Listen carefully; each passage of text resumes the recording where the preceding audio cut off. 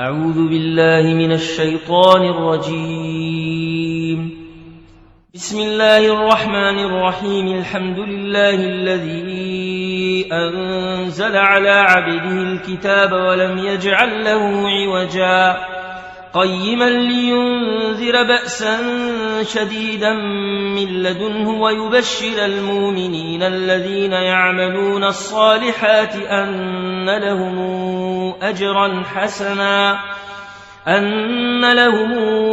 أجرا حسنا ماكثين فيه أبدا وينذر الذين قالوا اتخذ الله ولدا ما لهم به من علم ولا لآبائهم كبرت كلمة تخرج من أفواههم إن يقولون إلا كذبا فلعلك باخع نفسك على آثارهم إن لم يؤمنوا بهذا الحديث أسفا إنا جعلنا ما على الأرض زينة لها لنبلوهم أيهم أحسن عملا وإنا لجاعلون ما عليها صعيدا جرزا أم حسبت أن أصحاب الكهف والرقيم كانوا من آياتنا عجبا إذا والفتية إلى الكهف فقالوا ربنا آتنا من لدنك رحمة وهيئ لنا من أمرنا رشدا فضربنا على آذانهم في الكهف سنين عددا ثم بعثناهم لنعلم أي الحزبين أحصى لما لبثوا أمدا نحن نقص عليك نبأهم بالحق إنهم فتيتنا آمنوا بربهم وزدناهم هدى وربطنا على قلوبهم إذ قاموا فقالوا ربنا رب السماوات والأرض لن ندعو من دونه إلها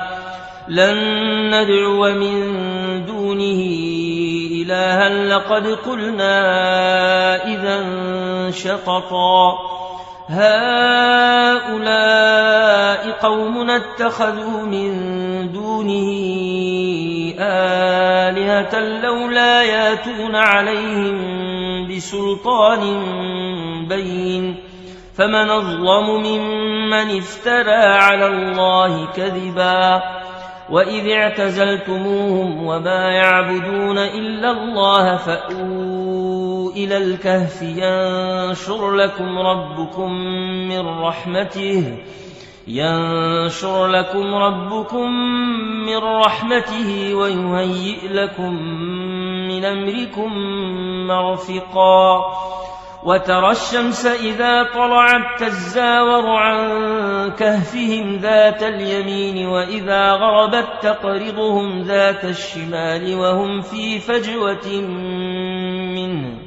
ذلك من آيات الله من يهد الله فهو المهتد ومن يضلل فلن تجد له وليا مرشدا وتحسبهم أيقاظا وهم رقود ونقلبهم ذات اليمين وذات الشمال وكلبهم باسط ذراعيه بالوصيد لو اطلعت عليهم لوليت منهم فرارا ولملئت منهم رعبا وكذلك بعثناهم ليتساءلوا بينهم قال قائل منهم كم لبثتم قالوا لبثنا يوما أو بعض يوم قالوا ربكم أعلم بما لبثتم فابعثوا أحدكم بورقكم هذه إلى المدينة فلينظر أيها أزكى طعاما فلينظر أيها أزكى طعاما فلياتكم برزق منه وليتلطف ولا يشعرن بكم أحدا إنهم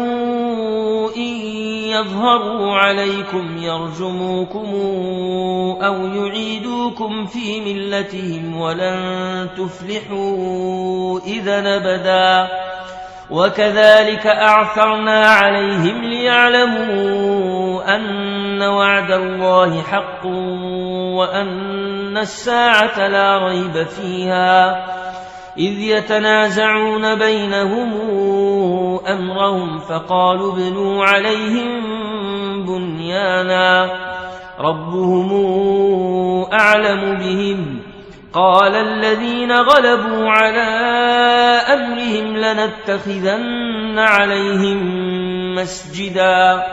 سيقولون ثلاثة رابعهم كلبهم ويقولون خمسة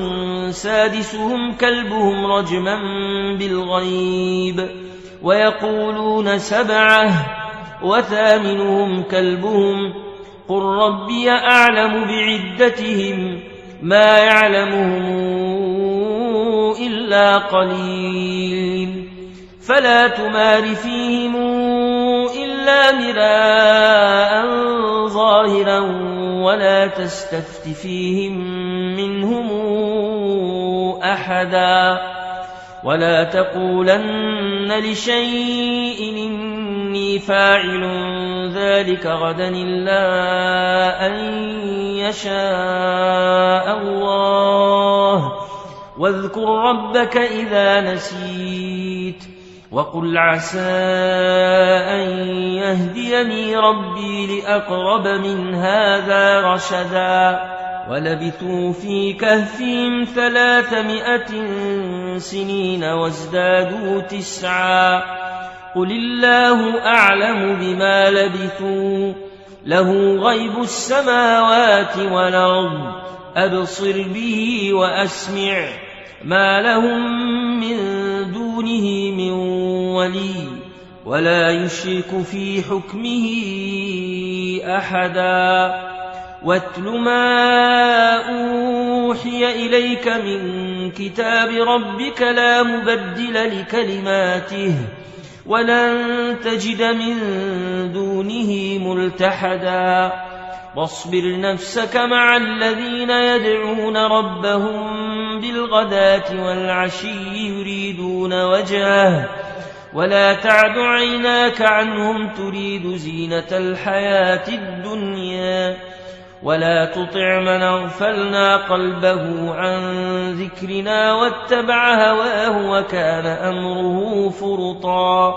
وقل الحق من ربكم فمن شاء فليؤمن ومن شاء فليكفر إنا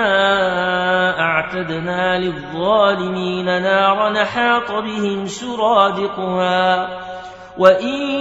يستغيثوا يغاثوا بماء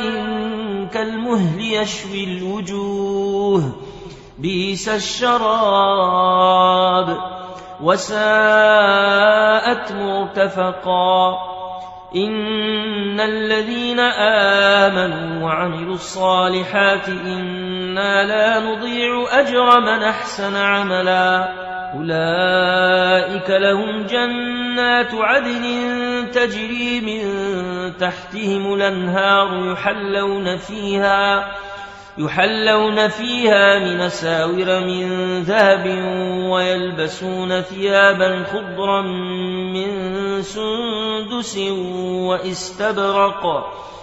من سندس واستبرق متكئين فيها على الأرائك نعم الثواب وحسنت مرتفقا واضرب لهم مثلا رجلين جعلنا لأحدهما جنتين من أعناب وحففناهما بنخل وجعلنا بينهما زرعا كلتا الجنتين جنتين آتت أكلها ولم تظلم منه شيئا وفجرنا خلالهما نهرا وكان له ثمر فقال لصاحبه وهو يحاوره أنا أكثر منك مالا وأعز نفرا ودخل جنته وهو ظالم لنفسه قال ما أظن أن تبيد هذه أبدا وما أظن الساعة قائمة ولئن رددت إلى ربي لأجدن خيرا منهما منقلبا قال له صاحبه وهو يحاوره أكفرت بالذي خلقك من تراب ثم من نطفة ثم سواك رجلا لكن هو الله ربي ولا أشرك بربي أحدا ولولا إذ دخلت جنتك قلت ما شاء الله لا قوة إلا بالله إن ترني أنا أقل منك مالا وولدا فعسى ربي أن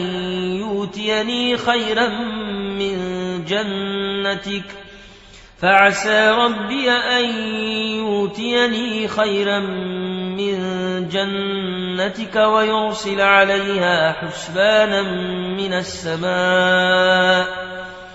ويرسل عليها حسبانا من السماء فتصبح صعيدا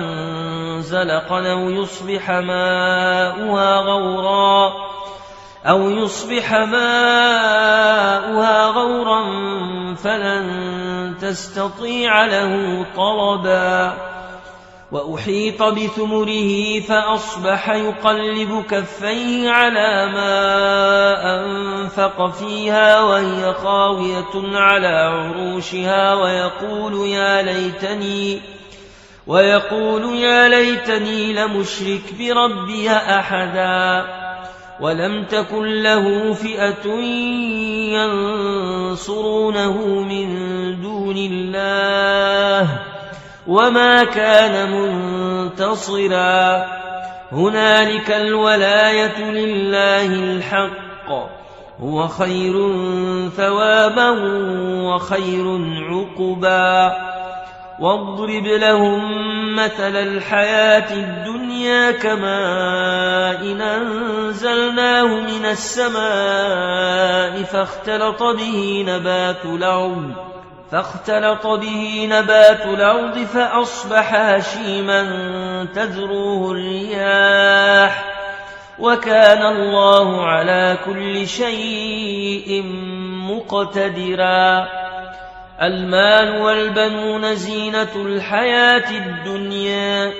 والباقيات الصالحات خير عند ربك ثوابا وخير نملا ويوم نسير الجبال وترى الأرض بارزة وحشرناهم فلم نغادر منهم أحدا وعرضوا على ربك صفا لقد جئتمونا كما خلقناكم أول مرة بل زعمتم أن لن نجعل لكم موعدا ووضع الكتاب فترى المجرمين مشفقين مما فيه ويقولون يا ويلتنا ما لهذا الكتاب لا يغادر صغيرة ولا كبيرة إلا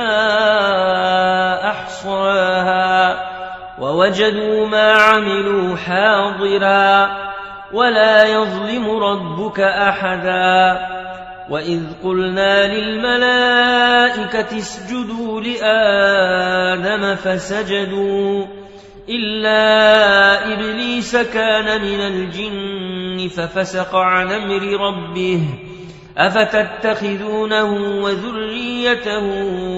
أولياء من دوني وهم لكم عدو بئس للظالمين بدلا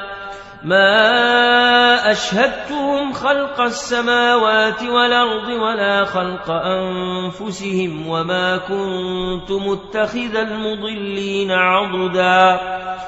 ويوم يقول نادوا شركائي الذين زعمتم فدعوهم فلم يستجيبوا لهم وجعلنا بينهم موبقا ورأى المجرمون النار فظنوا أنهم مواقعوها ولم يجدوا عنها مصرفا ولقد صرفنا في هذا القرآن للناس من كل مثل وكان الإنسان أكثر شيء جدلا وما منع الناس أن يؤمنوا إذ جاءهم الهدى ويستغفروا ربهم إلا أن تاتيهم سنة الأولين أو ياتيهم العذاب قبلا وما نرسل المرسلين إلا مبشرين ومنذرين ويجادل الذين كفروا بالباطل ليدحضوا به الحق واتخذوا آياتي وما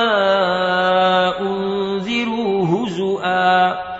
ومن أظلم ممن ذكر بآيات ربه فأعرض عنها ونسي ما قدمت يداه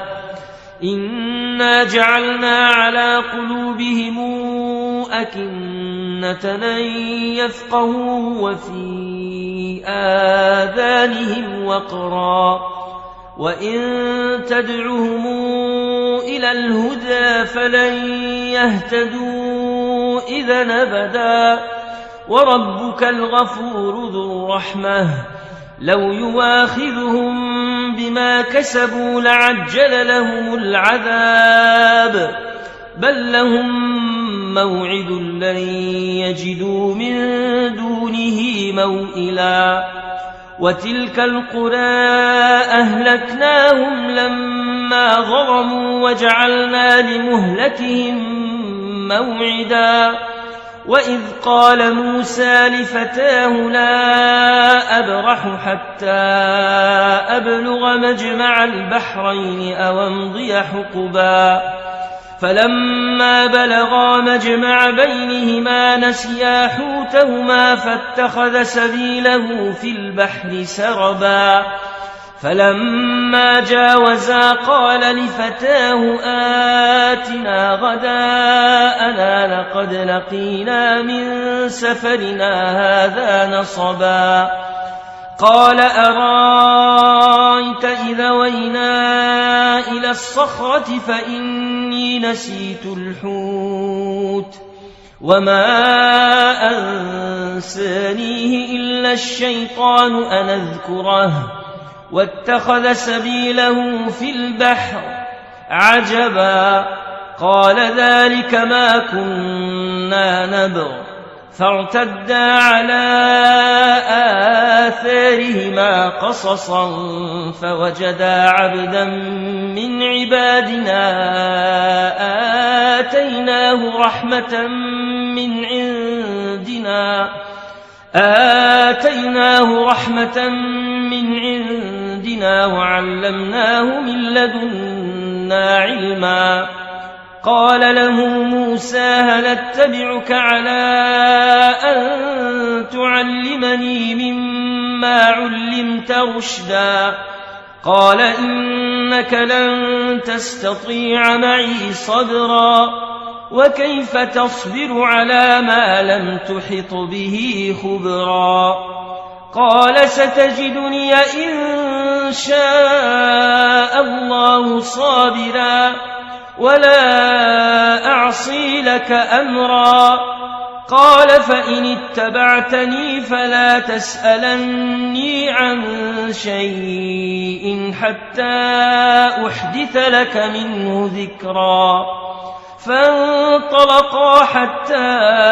إذا ركبا في السفينة خرقها قال أخرقتها لتغرق أهلها لقد جئت شيئا إمرا. قال ألم قل إنك لن تستطيع معي صبرا. قال لا تواخذني بما نسيت ولا ترهقني من أمري عسرا. فانطلقا حتى إذا لقيا غلاما فقتله قال أقتلت نفسا زاكية بغير نفس لقد جئت شيئا نكرا. قال ألم قل لك إنك لن تستطيع معي صبرا. قال إن سألتك عن شيء بعدها فلا تصاحبني قد بلغت من لدني عذرا. فانطلقا حتى إذا أتيا أهل قرية استطعما أهلها فأبوا يضيفوهما فوجدا فيها جدارا يريد أن ينقض فأقامه. قال لو شئت لاتخذت عليه أجرا. قال هذا فراق بيني وبينك سأنبئك بتاويل ما لم تستطع عليه صبرا. أما السفينة فكانت لمساكين يعملون في البحر فأردت أن أعيبها وكان وراءهم ملك يأخذ كل سفينة غصبا. وأما الغلام فكان أبواه مؤمنين فخشينا أن يرهقهما طغيانا وكفرا. فأردنا أن يبدلهما ربهما خيرا منه زكاة وأقرب رحما. وأما الجدار فكان لغلامين يتيمين في المدينة وكان تحته كنز لهما وكان أبوهما صالحا فأراد ربك أن يبلغا أشدهما ويستخرجا كنزهما رحمة من ربك وما فعلته عن أمري ذلك تاويل ما لم تسطع عليه صبرا. ويسألونك عن ذي القرنين قل سأتلو عليكم منه ذكرا. إنا مكنا له في الأرض وآتيناه من كل شيء سببا فاتبع سببا حتى إذا بلغ مغرب الشمس وجدها تغرب في عين حمئة ووجد عندها قوما. قلنا يا ذا القرنين إما أن تعذب وإما أن تتخذ فيهم حسنا. قال أما من ظلم فسوف نعذبه ثم يرد إلى ربه فيعذبه عذابا نكرا. وأما من آمن وعمل صالحا فله جزاء الحسنى وسنقول له من أمرنا يسرا. ثم اتبع سببا حتى إذا بلغ مطلع الشمس وجدها تطلع على قوم لم نجعل لهم من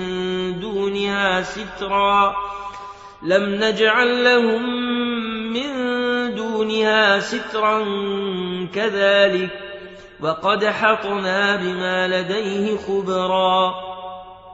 ثم اتبع سببا حتى إذا بلغ بين السدين وجد من دونهما قوما لا يكادون يفقهون قولا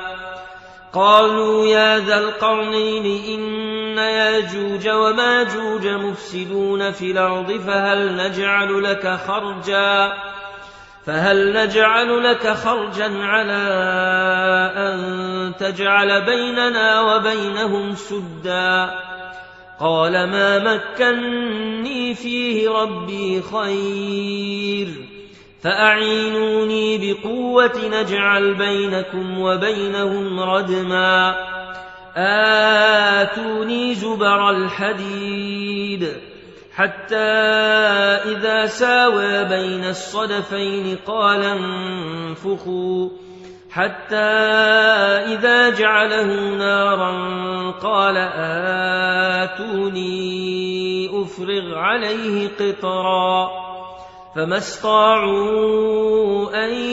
يظهروه وما استطاعوا له نقبا قال هذا رحمة من ربي فإذا جاء وعد ربي جعله دكا وكان وعد ربي حقا وتركنا بعضهم يومئذ يموج في بعض ونفخ في الصور فجمعناهم جمعا وعرضنا جهنم يومئذ للكافرين عرضا الذين كانت أعينهم في غطاء عن ذكري وكانوا لا يستطيعون سمعا أفحسب الذين كفروا أن يتخذوا عبادي من دوني أولياء إنا أعتدنا جهنم للكافرين نزلا قل هل ننبئكم بالأخسرين أعمالا الذين ضل سعيهم في الحياة الدنيا وهم يحسبون أنهم يحسنون صنعا أولئك الذين كفروا بآيات ربهم ولقائه فحبطت أعمالهم فلا نقيم لهم يوم القيامة وزنا ذلك جزاؤهم جهنم بما كفروا واتخذوا آياتي ورسلي هزؤا إن الذين آمنوا وعملوا الصالحات كانت لهم جنات الفردوس نزلا خالدين فيها لا يبغون عنها حولا قل لو كان البحر مدادا لكلمات ربي